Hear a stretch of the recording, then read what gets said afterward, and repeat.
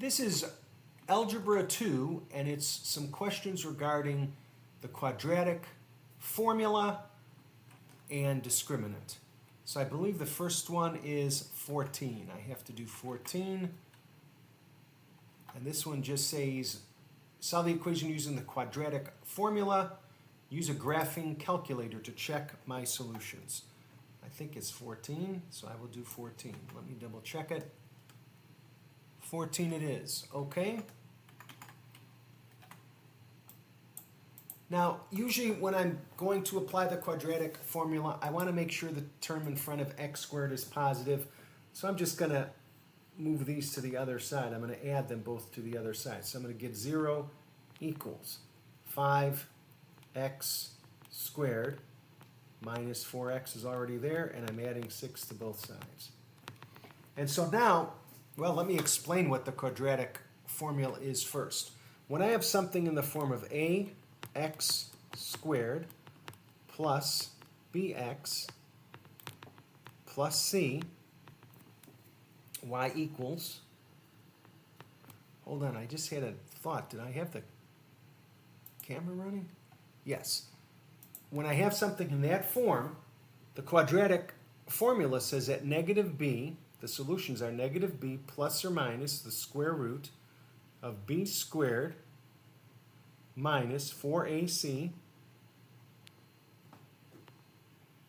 all over 2a. That's going to give me the solutions. And this thing inside the square root is called the discriminant. You can discriminate or tell the difference between things. A lot of people think of discriminate as a negative. Well, it could mean a negative connotation, like I want to hire a accountant, and then two people show up. One, they both have the same, let's say they both have the, well no, let's say one is a great accountant and he's bald, and the other one is a so-so accountant, but he's got a full head of hair. And I say, bald people aren't working for me. I wouldn't hire myself. Well, I'd be a fool for doing that because I'm discriminating in that case based on hair, and that's foolish. But there's also just discrimination, meaning telling the difference between. I've got 2 cartons of milk in the refrigerator, and I want to drink the one that's fresh. And so I smell them, and one smells a little sour, so I taste just a little bit. It tastes off. Well, that's discriminating. I'm discriminating whether it is good or whether it is spoiled. So this is that kind of discrimination. Just telling the difference between things. And if b squared minus 4ac is equal to 0, that means it's going to have one real solution. If it's greater than 0, this thing is going to have 2 real solutions. And if it's less than 0, it's going to have no real solutions. It's going to be too complex with a non-zero imaginary component, something with the square root of -1 involved in it. And furthermore, if it is a perfect square, then the solutions are going to be rational numbers. If it's less than 0, it's neither irrational nor irrational, but it gives you a little bit more information.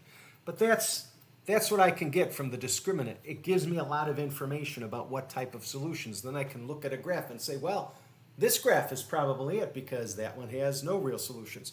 Let me show what that looks like on graphs.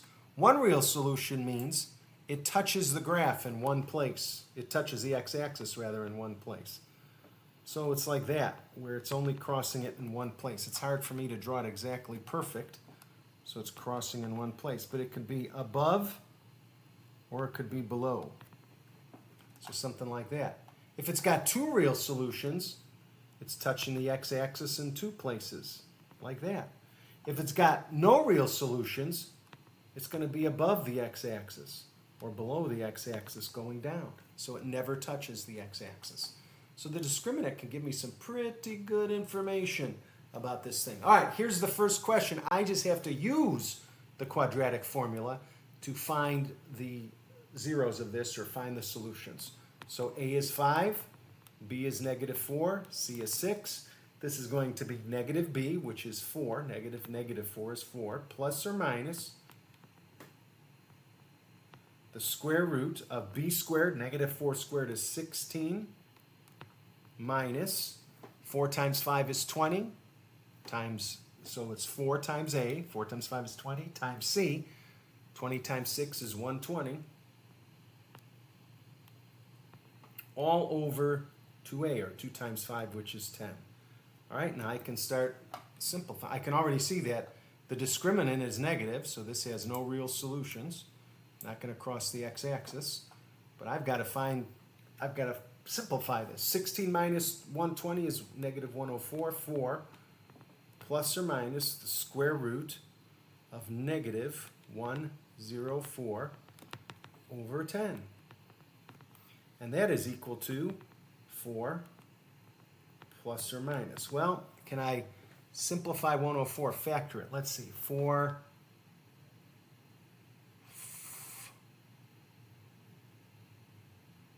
times 26. 4 times 26. 4 is a perfect square. 26 breaks into 2 and 13, and neither one of those are a perfect square, so that's just going to stay inside the square root. So to get rid of that negative, I've got to put an I, because the square root of a negative number has an I, and then the negative is removed. And then one of those factors is 4. The square root of 4 is 2. And then what stays inside that square root is 26, all divided by 10. Well, 4, 2, and 10 are all divisible by 2. So this is 2 plus or minus I, square root of 26, divided by 5.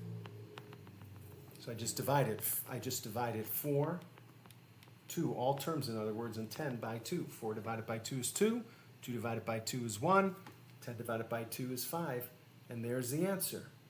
Using the quadratic formula, 2 plus or minus I, square root of 26 over 5. And you can see those are complex with non-zero imaginary components. This thing should not touch the x-axis. And let me just go to Desmos and show this, because it does say, I think 14 says, use graphing calculator. Well, I can't check the exact solution because I'd have to use algebra to do that. But I can make sure it doesn't cross the x-axis. That verifies that I've got the right, probably the right solutions, the right type of solutions. Negative 5x squared minus 6, x squared minus 6 equals negative 4x. I think it's negative 4x. And oh, one little problem on this. It's not going to display that on Desmos, so I'm going to have to say, I just add 4x to both sides, and then equals y, or equals 0. It wants all the equation on one side. And as you can see, of course, it does not touch the x-axis, just as I showed. Now, it doesn't say check it algebraically, but that's how I can verify, hey, it looks like I'm good, because on the graphing calculator, it shows that it doesn't touch the x-axis. Okay, let me see. I get paranoid that I'm not really recording. The next question I have to do is 22, and 22 says, find the discriminant of the quadratic equation and describe the number and types of solutions. Okay, 22. Now, one little trick is when I'm going to describe the types of solution, I want to make sure that the x squared term is positive. I said that before. So I'm just going to switch the sign of all three of these. In other words, I'm multiplying both sides by negative 1. So this is x squared, I'm just switching all the signs, minus 2x, minus 12, and still equals 0, because negative 1 times 0 is still 0. So now a is 1, b is negative 2, c is 12, and remember the discriminant is b squared minus 4ac. So negative 2 squared is 4, minus 4 times 1 times 12. Well, this is 4 minus 48, and that is less than 0. It's negative 44, but I don't even have to get the full answer. I just know it's less than 0. So this is going to be 2 complex with non-zero imaginary component. Now, I don't know how the book calls this. Let's see what the book calls it. This says see example 4. Let's see what the book calls it, because different books call it different things, and I want to use the right language for this book. Number type. They just call them imaginary. Technically, they should be called complex with non-zero imaginary component, but they call them in this book imaginary solutions. So this one has two imaginary solutions. Equal 0, one real solution. Greater than 0, two real solutions. Less than 0, according to this book, two imaginary components, solutions. Technically, two complex solutions with non-zero imaginary components, but again, this book calls it imaginary. And I think I have one more question to do. 29. Let me see if I can find it. I'm lost. Okay, 29. I went back up to see what they called it. They just call it imaginary. All right, here's 29. And I have to use, this one says, use the discriminant to match each quadratic equation with the correct graph of the related function. Explain your reasoning. Okay, I will explain. Let's see, 29. A is 1. Where's my pen? I need a pen. A, what's going on here? A is 1. B is -6. C is 25. So remember the discriminant. B squared, -6 squared is 36 minus 4 times A times C. Well, 4 times 25 is 100. 36 minus 100 is less than 0. So explain my reasoning. The discriminant is less than 0. Therefore, there are two imaginary solutions. According to this book, it calls it imaginary, and it should never cross the x-axis. Well, this one crosses the x-axis twice. This one crosses it twice. This one crosses it once. The answer is C. Why? Because the discriminant is less than 0. So thus, it should have two imaginary solutions, never cross the x-axis, and C is the only graph that doesn't cross the x-axis. So the answer to number 29 is C.